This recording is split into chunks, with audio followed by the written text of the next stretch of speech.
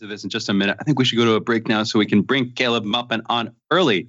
Happy about this, excited about this. We'll be talking about this with him. He's a speaker, writer, journalist, political analyst, and an author. We'll be back with him in a minute to talk about, again, Trump deploying the secret police in Portland, these Portland protests, maybe this general issue of violence in politics in general, sort of foundational aspects of that issue. We're also talking about Hong Kong and China with Caleb. We'll be back with him in just a minute. You're listening to Fault Lines with Thomas and Stranahan. Fault Lines.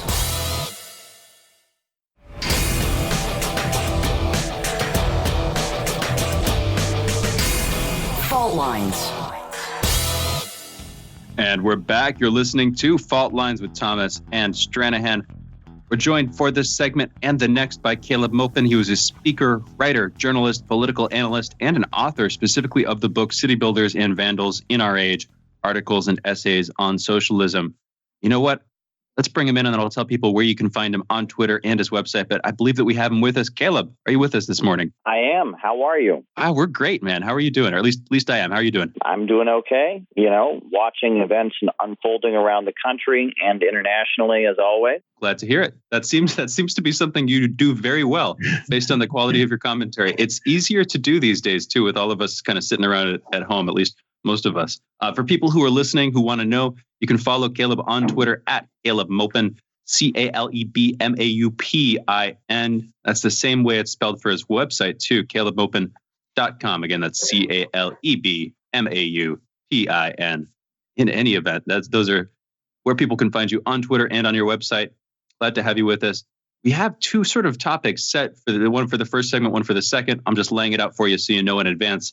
First segment, we're planning on talking about Trump deploying the secret police in Portland and this wider conversation. You might have heard the tail end of where we're talking about this issue of violence, this foundational issue of violence, brought up this point of violence at both ends of the spectrum, both from the protesters, a lot of them anonymous, and from, again, federal officials. First, it was the police months ago. Now it's actually unmarked federal officials, camouflaged federal officials in unmarked vans. So you have violence from both ends of the political spectrum, kind of the corks coming undone. And my concern there is just that this issue of violence in political society, it's like when you don't have caps on that, when you don't have ways of dealing with conflict that keep them from escalating to this level where people's lives are endangered, which many of them increasingly are.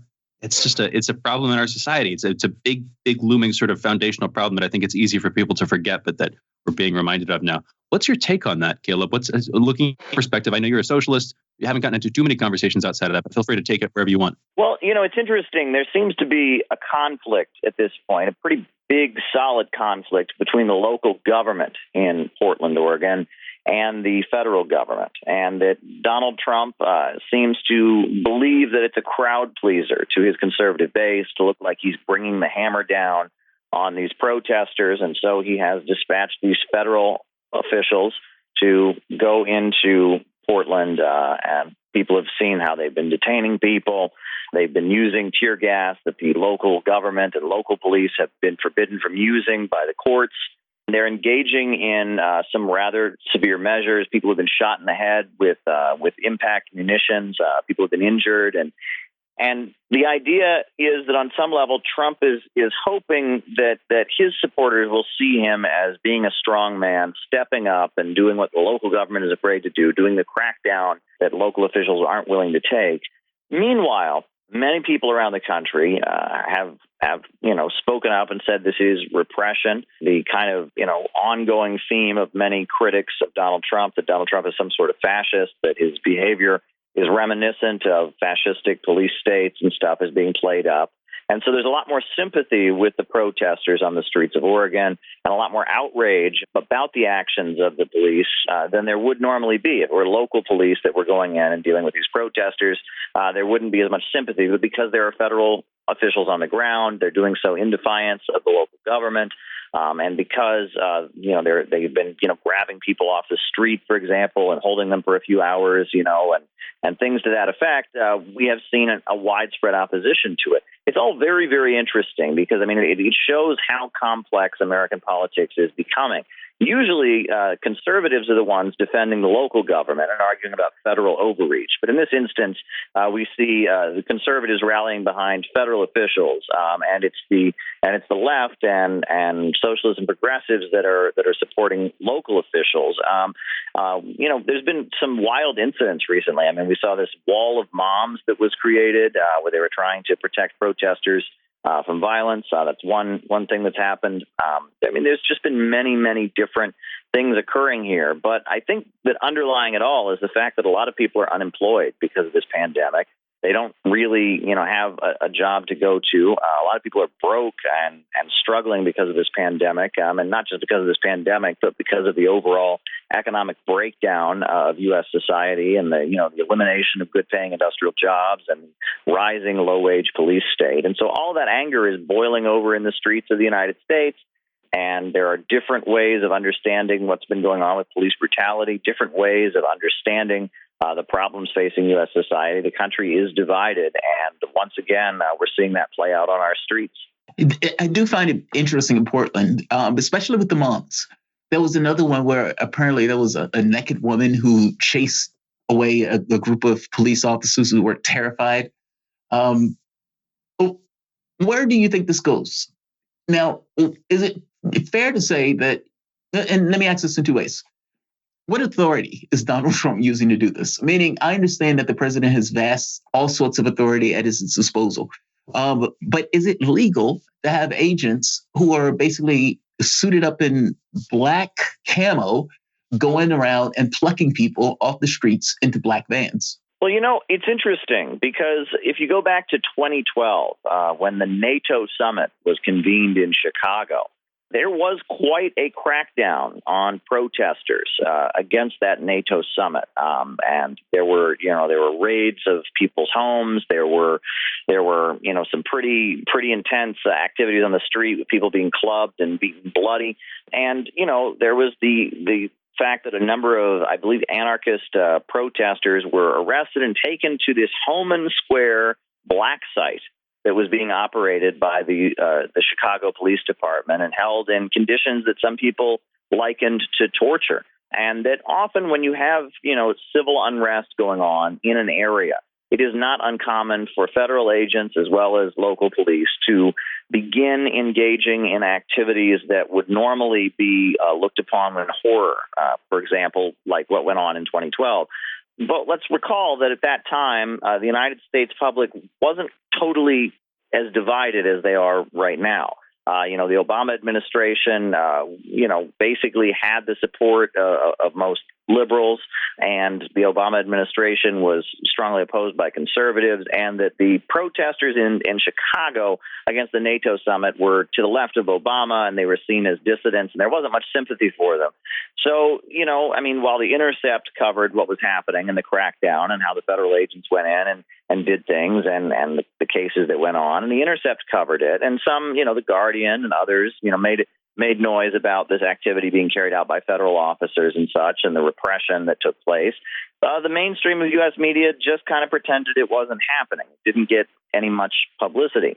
But what's interesting is now, because Donald Trump is such a polarizing figure, and there is such strong opposition to Donald Trump from so many figures within the establishment, that has kind of created an opening where what these federal officers are doing has become a front page story. It's weird. It was almost like people were waiting to get the go-ahead. That video of the federal officers, grabbing the young man and putting him in the unmarked van, that video surfaced, I believe it was midweek last week. I think it was like Wednesday or Thursday. It wasn't until Friday that the New York Times and the Washington Post, decided to run with this and really make it a thing. Then we saw tweets by Nancy Pelosi and others. And it seems like they were almost waiting for approval. Like there was even like some hesitation on the part of mainstream media. Like, do we cover this? Is it safe to cover this? We usually don't cover this when federal agents are going after protesters and dissidents. Do we cover this? Do we cover this? Oh, okay. It looks like we're going to cover this. All right. It's Trump. We don't like Trump. We're going to cover this. And I'm not using this to take the onus off Trump and say it's somehow okay. That's not my point at all. What I'm saying here is that divisions like this within the elite tend to create opening, in which issues that are not normally discussed become discussed. And that, the activities, the crackdowns, the repression against the Muslim American community that's happened since 9/11, some of the, increasing surveillance and harassment of political dissidents that's been going on and kind of escalated in the early years of the Obama administration. All of this has been a longstanding trend, but because of the Trump presidency and the divisions that the Trump administration has created and the divisions within the elite of the United States, there's a conversation about a lot of things that have been kind of kept under the wraps for a few years. I think it's very, very interesting. So it sounds like, just to briefly summarize, and then I kind of want to follow up on it. It sounds like you're saying because there's a conflict within the elite, because you have broadly, I'll split it into quote unquote the establishment media versus quote unquote Trump, because you have these two rival forces as elites combating over this issue. You have this opening for the Overton window, however you want to frame it, for this conversation to sort of shift into the actual problems that are going on, at least in this moment in time with some of these issues. Is that broadly what you were saying there, Caleb? Absolutely, that's what I'm saying. I mean, I think that these divisions at the top create openings for issues that have long been ignored by mainstream U.S. society to suddenly come to the forefront. And one of those issues is political and heavy-handed repression of protesters and dissidents by federal and local authorities. So what would you do? This is sort of my follow-up. With this opening, looking at it from the mindset of somebody who can see these openings and thinks occasionally about how to try to handle them, how to use them, what would you do to get that message out there? Well, I think let's talk about it. Now that mainstream media wants to talk about it, let's talk about things that have happened. Let's talk about how the FBI raided the homes of the Freedom Road Socialist Organization in 2010. These are a group of, socialistic peace activists who've been operating in the United States, and all of their homes were raided, and all kinds of, property was taken from their homes, and they were called before a grand jury. Well, that happened in 2010, and this kind of thing goes on. Let's talk about what's happened to the Muslim community and how, provocateurs are sent into mosques. Federal agents walk into mosques and try to get somebody on tape saying something so that then, we can get a headline that says the FBI stopped a terror attack, and all kinds of entrapment cases have been carried out against the Muslim community by federal officials in the United States. Let's talk about that. Let's talk about what has been going on and the attempts to frame people, the attempts to create an atmosphere where people are afraid to peacefully organize for change and justice in the United States. Let's talk about it, because the media wants to talk about it right now. An opening has been created. We should talk about a lot of the cases that are going on, a lot of the situations where, we've seen so many Black liberation activists. There's ongoing cases. Let's go over the history of COINTELPRO, the FBI's counterintelligence program, which was basically done to silence dissidents and activists in the 1960s and 70s. Let's talk about how, the Socialist Workers' Party sued the FBI during the 1980s, revealing all kinds of harassment to keep them from winning elections, to keep them off the ballot, to frame up their members on false criminal charges in instances. They revealed a campaign of harassment. This is a big issue, right? The United States pretends that it doesn't have a secret police. It doesn't have a political wing of authority. The police in the United States just enforce the law and allow the free democratic process to take place. Well, that's not the truth. That's simply not the truth, right? That there has been a deeply and highly politicized wing of the American police state apparatus that does target dissidents and activists and protesters, and that's a long-standing trend in U.S. society. And I think that we should take the opportunity to acknowledge that this exists. Great answer. Yeah, a lot of stuff we can talk about with this. Thank you so much, Caleb. We'll be back with you in just a minute. For everybody who's been listening, you've been listening to not only Jamarl Thomas and Shane Stranahan and myself, also the voice of Caleb Maupin, speaker, writer, journalist, political analyst, and author of City Builders and Vandals in Our Age, articles and essays on socialism. We'll be back with Caleb in just a minute to continue this conversation. You're listening to Fault Lines with Thomas and Stranahan. Fault Lines.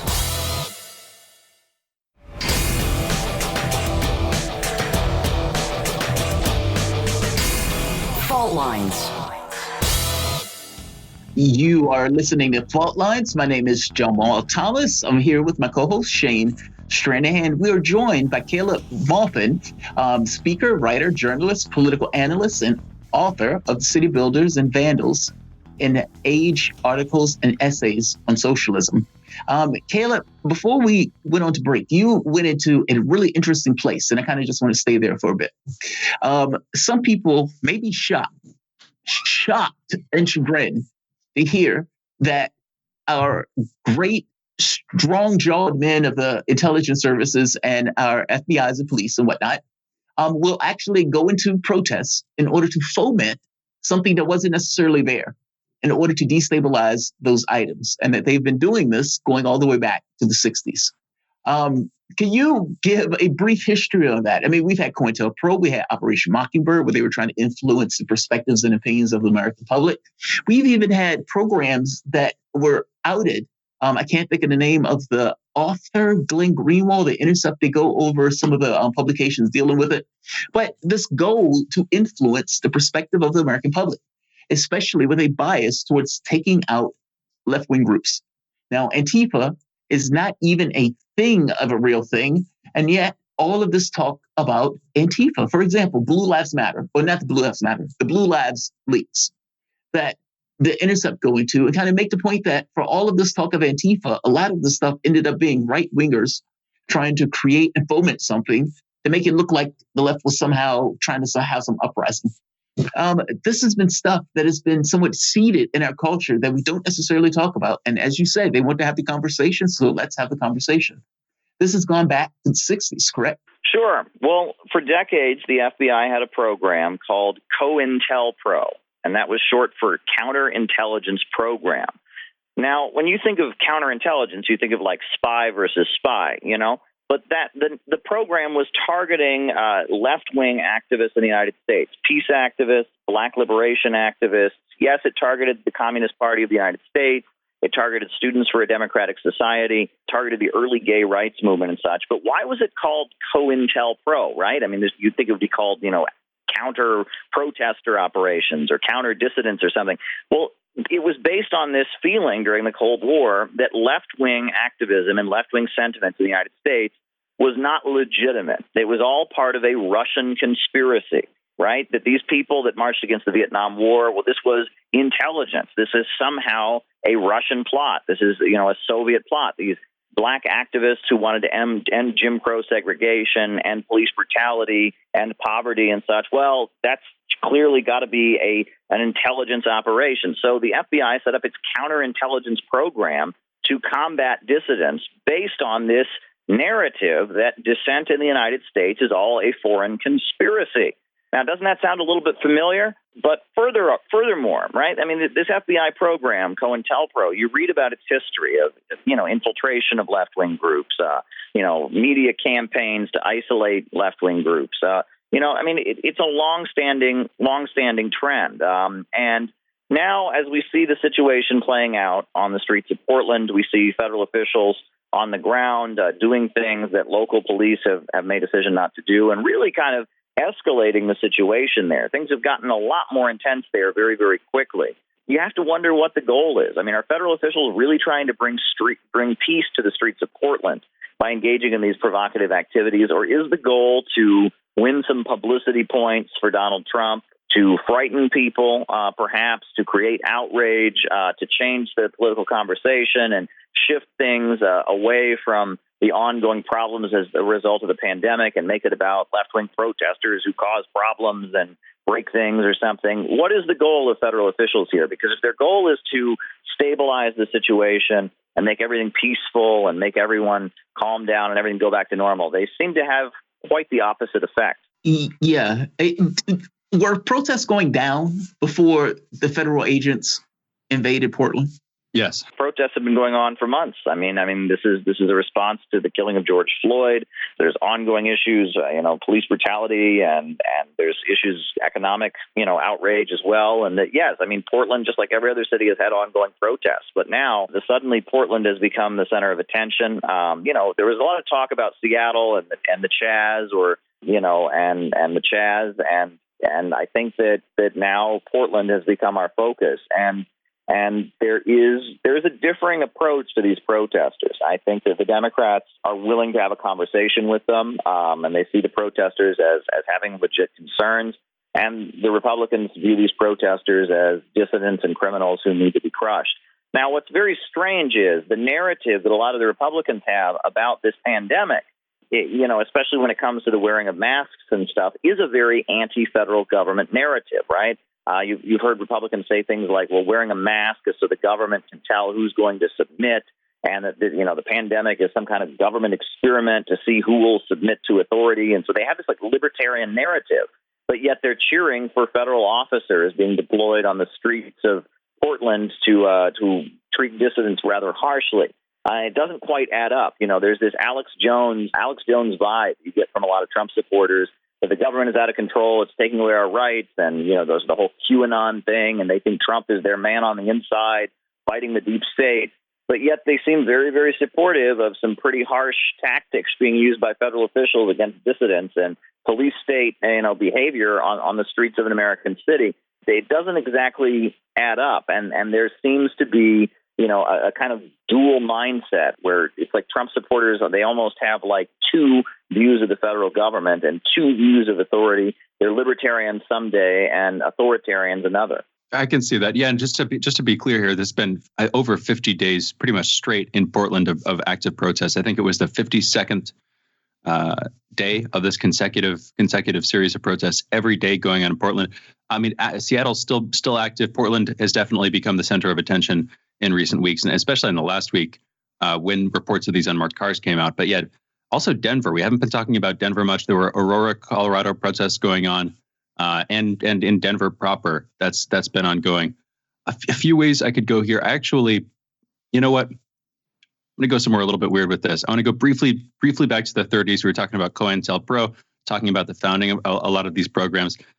You're a socialist. I'm neither a capitalist nor anything else that anybody else can understand with the simple label. I'm a weirdo. So we're kind of coming at it from uneven ground here, but I'm not going to try to put it on those terms on this ideological level. I'm just curious, going back to the 30s and 40s, it seems like there was this massive rise of these new ideological movements. You had fascism, you had the instantiation of Marx a couple decades earlier in the Soviet Union, obviously 1917 through 1919 at that period. But then in the 30s, you saw the rise of a few different forms of fascism, and the sort of ideological conflict, which had been brewing over the recent decades, came into sudden clarity, it seemed, obviously with World War II. And then it seems like you had this long drawn-out Cold War between the states and the Soviets. During this period, though, there was this transfer of intelligence from the English to the Americans. It seems like this set into stone a lot of the perspectives that we have now. One of the aspects of this that I wanted to try to bring to the conversation for a second was this idea that maybe each ideology, each major state was sort of imitating the worst excesses of its neighboring states and of its competitors in terms of being permissive of, for instance, secret surveillance in the United States, surveillance through COINTELPRO, this isn't surveillance exactly, it's more media manipulation through Mockingbird, another fairly well-known CIA program. My point being, it seems like we may have justified this, and other countries and other ideologies or other enactors of ideologies may have justified their own sort of worst excesses by looking at what the competitors were doing. Is that a process that you've seen playing out over the last century, and do you see any of that going on these days, where we're looking at what the other side is doing at its worst, and then we're sort of justifying our own behavior based on their worst excesses? Well, I think one way that you can look at that is that, the Soviet government made no bones about what it was. It was a Marxist-Leninist government. They believed in communism. The government was trying to push a communist agenda. Their police forces, their military were all ideologically believing in communism. They felt it was their duty to suppress opponents of communism. They were pretty straight up about what they were doing. Right. And you can say the same for fascist governments. I mean, they had, police forces and militaries that believed in fascism. They had, governments that were completely controlled by fascist parties. The government made no pretense of being open and free and liberal. They were pushing a fascist agenda. But what makes the United States particularly weird is throughout the Cold War and even up until today, we maintain that our system is just open democracy, right? Our federal officials don't have any political agenda. They just enforce the law. Our foreign policy isn't ideological. It's just about keeping the world safe and allowing, the open international system to continue and protecting human rights, et cetera. We're not supposed to have any of the stuff that fascistic or communist regimes had. We're just supposed to be liberal, right? Liberalism, the idea of open society, open ideas. I mean, we're just supposed to be, government hands off, protecting human rights. But underneath that, in order to protect this quote unquote liberal system, there is a very, very, very ideological core that says we need to suppress communists, we need to suppress dissidents, we need to maintain control over media narratives with elements like Project Mockingbird, and make sure that media outlets are pushing a narrative that is in line with U.S. foreign policy.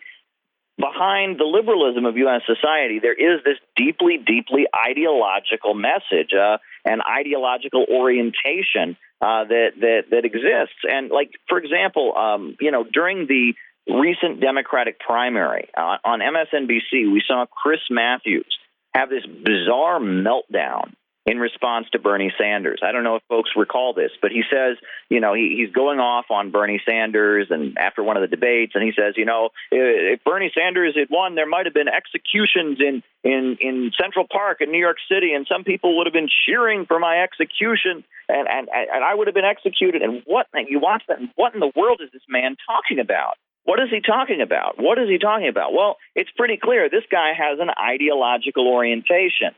As somebody who's supposed to be a TV host and just give their commentary, there are people in the government, there are people in the mainstream media, there are powerful interests, and he has a very ideological orientation, and he sees Bernie Sanders as being, quote, on the wrong side of the Cold War, right? That underneath the liberalism of U.S. society, there is ideology, there are political motivations, and that liberalism, in a lot of ways, is just kind of a cover. It's kind of a mask that ideologically, covers the fact that the United States does have all these things we condemn governments around the world for having. Caleb, in our last 30 seconds to a minute here, I want to close it out with a quick question. Do you see that inconsistency or that contradiction or that misapplication, however way you want to look at it, and it'll hinge on your answer?